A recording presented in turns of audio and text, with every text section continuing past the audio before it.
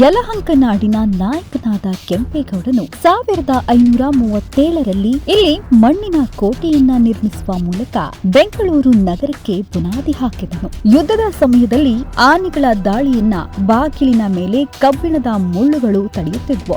ಇದು ಆ ಕಾಲದ ಸೈನಿಕ ತಂತ್ರಜ್ಞಾನದ ಉನ್ನತ ಮಟ್ಟವನ್ನ ತೋರಿಸುತ್ತದೆ. ನಂತರ ಬೆಂಗಳೂರಿಗೆ ಕರೆತಂದು ಆ ಕೋಟೆಯ ಒಂದು ಕೊಠಡಿಯಲ್ಲಿ ಬಂಧಿಸಲಾಗಿತ್ತು. ಸುಮಾರು 5 ವರ್ಷಗಳ ನಂತರ 1785ರಲ್ಲಿ ಅವರನ್ನ ಬಿಡುಗಡೆ ಮಾಡಲಾಯಿತು. ಜ್ಯೋತಿಷಿಗಳ ಪ್ರಕಾರ ಗರ್ಭಿಣಿ ಸ್ತ್ರೀ ಬಲಿ ಅಗತ್ಯವಾಯಿತು ಎಂದು ಹೇಳಲಾಗುತ್ತೆ ಮತ್ತು ಅದರ ಹಿನ್ನೆಲೆ ಲಕ್ಷ್ಮೀದೇವಿ ತನ್ನ ಜೀವವನ್ನ ತ್ಯಾಗ ಮಾಡಿದಳು ಎಂಬ ಕತೆ ಪ್ರಸಿದ್ಧವಾಗಿದೆ.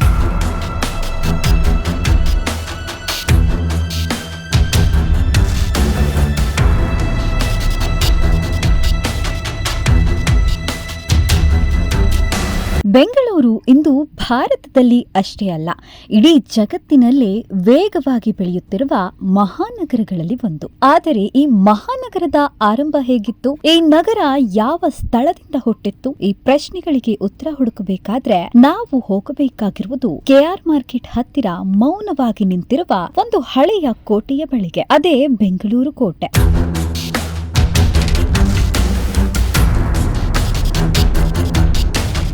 ಬೆಂಗಳೂರು ನಗರದ ಹೃದಯ ಭಾಗದಲ್ಲಿ ನಿಂತಿರುವ ಈ ಕೋಟೆ ಈ ಮಹಾನಗರದ ಶತಮಾನಗಳ ಇತಿಹಾಸವನ್ನ ಹೊತ್ತಿರುವ ಜೀವಂತ ಸಾಕ್ಷಿ. ವಿಜಯನಗರ ಸಾಮ್ರಾಜ್ಯದ ಪತನಾನಂತರ ಯಲಹಂಕನಾಡಿನ ನಾಯಕನಾದ ಕೆಂಪೇಗೌಡನು 1537ರಲ್ಲಿ ಇಲ್ಲಿ ಮಣ್ಣಿನ ಕೋಟೆಯನ್ನ ನಿರ್ಮಿಸುವ ಮೂಲಕ ಬೆಂಗಳೂರು ನಗರಕ್ಕೆ ಬುನಾದಿ ಹಾಕಿದನು. 1538ರಲ್ಲಿ ಕೋಟೆ ಮತ್ತು ಪೇಟೆಗಳ ನಿರ್ಮಾಣ ಪ್ರಾರಂಭವಾಯಿತು. ಅಂಡಾಕಾರದ ವಿನ್ಯಾಸದಲ್ಲಿ ನಿರ್ಮಿಸಲಾದ ಈ ಕೋಟೆಗೆ ಸುಮಾರು 4 ಮೈಲಿ ಸುತ್ತಳತೆಯ ಗೋಡೆಗಳು, 4 ಬುರುಜಗಳು ಮತ್ತು 9 ದ್ವಾರಗಳಿದ್ವು. ಈ ಕೋಟೆ ಕೇವಲ ರಕ್ಷಣೆಗೆ ಮಾತ್ರವಲ್ಲದೆ ಒಂದು ಸಮಗ್ರ ನಗರ ವ್ಯವಸ್ಥೆಯ ಕೇಂದ್ರವಾಗಿತ್ತು. ಕೋಟೆಯೊಳಗೆ ಚಿಕ್ಕಪೇಟೆ, ದೊಡ್ಡಪೇಟೆ ಸೇರಿದಂತೆ ಅನೇಕ ಪೇಟೆಗಳು ಬೆಳೆಯುತ್ತಾ ವ್ಯಾಪಾರ ಮತ್ತು ಜನಜೀವನ ಚೈತನ್ಯದಿಂದ ಕೂಡಿತ್ತು.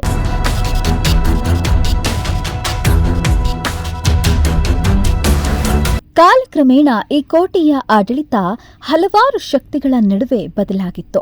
ಇದು ಕೆಲಕಾಲ ಶಿವಾಜಿಯ ತಂದೆ ಹಾಗೂ ಆದಿಲ್ ಶಾಹಿಗಳ ಸೇನಾಧಿಕಾರಿಯಾಗಿದ್ದ ಶಹಾಜಿಯ ಅಧೀನದಲ್ಲಿತ್ತು. ನಂತರ ಮೈಸೂರು ಒಡೆಯರ ವಶವಾಯಿತು. ನಡುಮಧ್ಯೆ ಮರಾಠರು ಹಾಗೂ ಮೊಘಲರು ಇದನ್ನ ಆಕ್ರಮಿಸಿದ್ರು. ಕೊನೆಯಲ್ಲಿ ಮೊಘಲರು ಈ ಕೋಟೆಯನ್ನ ಮೈಸೂರು ಅರಸನಾದ ಚಿಕ್ಕದೇವರಾಜ ಒಡೆಯರಿಗೆ 3 ಲಕ್ಷ ರೂಪಾಯಿಗೆ ಮಾರಿದ್ರು.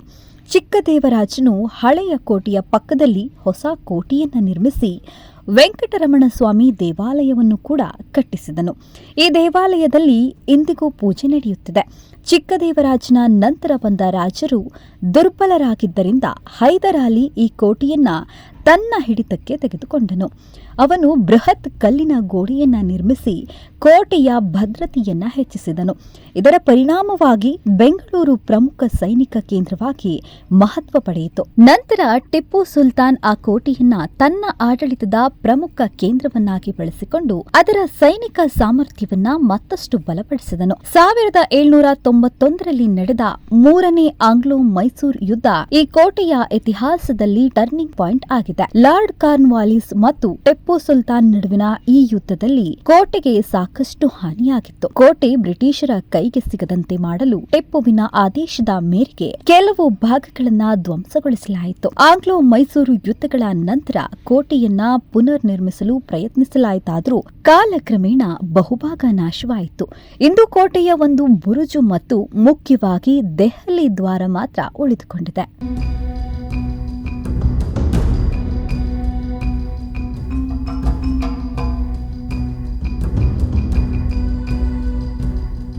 ಈ ಕೋಟೆಯನ್ನ ಭೇಟಿ ಮಾಡಿದಾಗ ಮೊದಲಿಗೆ ಕಣ್ಣಿಗೆ ಬೀಳೋದು ರಸ್ತೆಯತ್ತ ಚಾಚಿಕೊಂಡಿರುವ ವೃತ್ತಾಕಾರದ ಬುರುಜ್.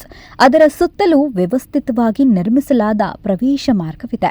ಪ್ರವೇಶ ದ್ವಾರದ ಬಳಿ ಭಾರತೀಯ ಪುರಾತತ್ವ ಇಲಾಖೆಯ ಸೂಚನಾ ಫಲಕ ಮತ್ತು ಒಂದು ಸಣ್ಣ ಉದ್ಯಾನ ಕಾಣಿಸುತ್ತೆ.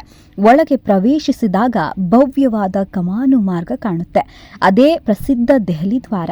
ಆ ದ್ವಾರದ ವಾಸ್ತುಶಿಲ್ಪ ವಿಶೇಷವಾಗಿ ಗಮನ ಸೆಳೆಯುತ್ತದೆ.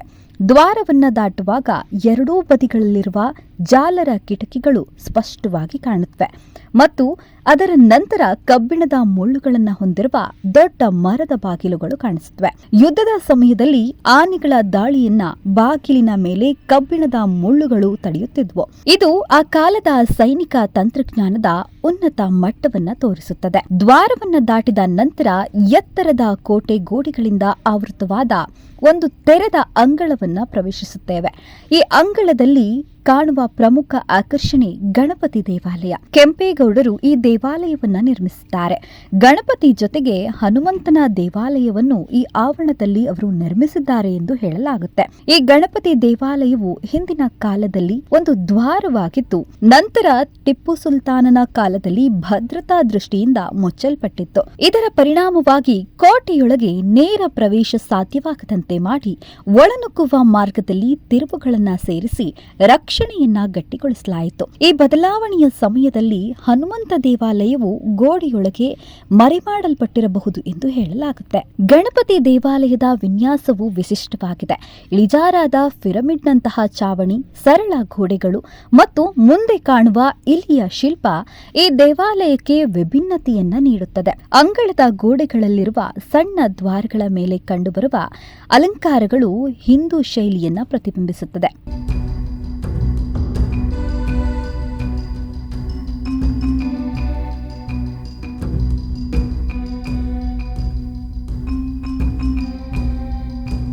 ಇದರಿಂದ ಮುಂದೆ ಸಾಗಿದಾಗ ಒಂದು ವಿಶಾಲವಾದ ಜಾಗಕ್ಕೆ ಬರುತ್ತೇವೆ. ಅದು ಈಗ ಹುಲ್ಲು ಹಾಸಿನಿಂದ ಆವೃತವಾಗಿದೆ.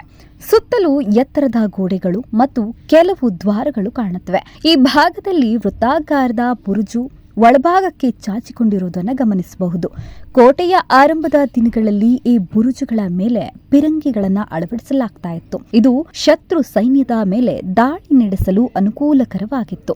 ಮತ್ತೊಂದು ದೊಡ್ಡ ದ್ವಾರವು ಇಲ್ಲಿದೆ, ಆದರೆ ಅದು ಈಗ ಮುಚ್ಚಲ್ಪಟ್ಟಿದ್ದು ಅದಕ್ಕೆ ಹೊಂದಿಕೊಂಡಿದ್ದ ಕೋಟೆಯ ಭಾಗ ಇಂದು ಸಂಪೂರ್ಣವಾಗಿ ನಾಶವಾಗಿದೆ. ಕೋಟೆಯ ಗೋಡೆಗಳ ಮೇಲೆ ಕಂಡುಬರುವ ಉಬ್ಬು ಶಿಲ್ಪಗಳು ಅದರ ಕಲಾತ್ಮಕ ವೈಭವವನ್ನ ತೋರಿಸುತ್ತವೆ. ಅವುಗಳಲ್ಲಿ ವೀರನೊಬ್ಬನು ಹುಲಿಯೊಂದಿಗೆ ಸೆಣಸುತ್ತಿರುವ ದೃಶ್ಯ ವಿಶೇಷವಾಗಿ ಗಮನ ಸೆಳೆಯುತ್ತದೆ. ಇದು ಶೌರ್ಯ ಮತ್ತು ವೀರತ್ವದ ಸಂಕೇತವಾಗಿದೆ.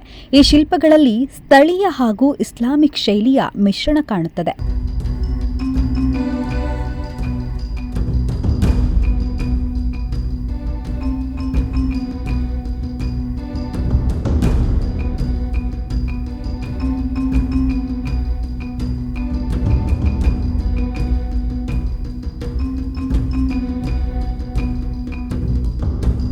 ಈ ಕೋಟೆಯ ಇತಿಹಾಸದಲ್ಲಿ ಪ್ರಮುಖ ಘಟನೆ ಅಂದ್ರೆ 1780ರ ಪೊಲ್ಲಿಲೂರ್ ಯುದ್ಧದ ನಂತರ ಬ್ರಿಟಿಷ್ ಅಧಿಕಾರಿ ಡೇವಿಡ್ ಬೈಡ್ ಅವರ ಬಂಧನ.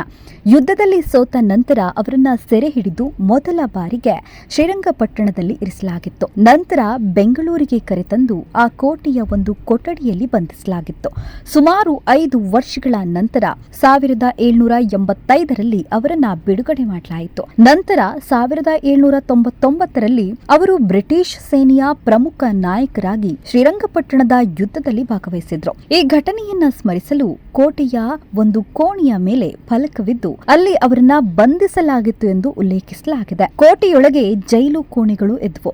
ಗಟ್ಟಿಯಾದ ಗೋಡೆಗಳು ಮತ್ತು ಕಡಿಮೆ ಗಾಳಿಯೊಂದಿಗೆ ವಿನ್ಯಾಸಗೊಳಿಸಲಾದ ಈ ಕೊಠಡಿಗಳು ರಾಜಕೀಯ ಕೈದಿಗಳನ್ನ ಬಂಧಿಸಲು ಬಳಸಲ್ಪಟ್ಟವು.